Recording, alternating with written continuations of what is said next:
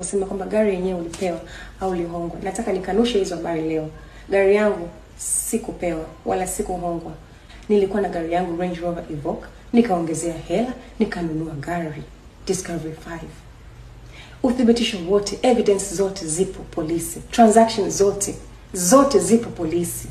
Hii gari ni yangu. Mimi nina uhalali nayo. Ni gari yangu, ni jasho langu. Iwaje mtu atumie uongo tu wa hapa na pale ili kusudi tu mimi nisipate mali yangu, ili kusudi tu mimi nikubali kuwa naye. Uthibitisho wote upo polisi.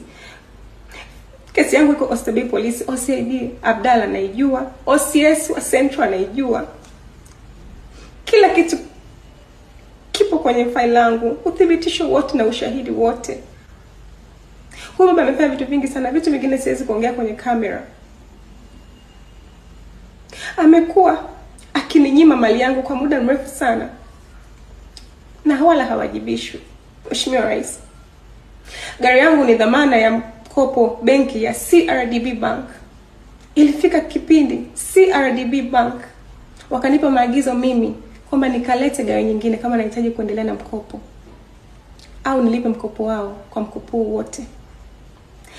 Kwamba gari yangu imepotea tu. Kwa kama nataka niendelee na mkopo nilete gari nyingine. Mheshimiwa Rais, sikuweza kukubali. Nikasema kama gari ikipotea mimi najua bima inalipa. Gari inapoteaje? Kama bima hailipi basi gari ipo, ikarejeshwe. Iwaje mimi nateseka kiasi hichi? Huyu baba ameshaikuuza habari kwenye media house ya rafiki yake kwamba mimi sina documents halali za mali yangu, za gari yangu, ili kusudi tu popote ninapoenda mimi nisiaminike. Hii inaonekana nimegushi documents. Lakini media hiyo niliwawajibisha na wakaomba msamaha baadaye. Na kuomba na kuja kwa Samia Suluhu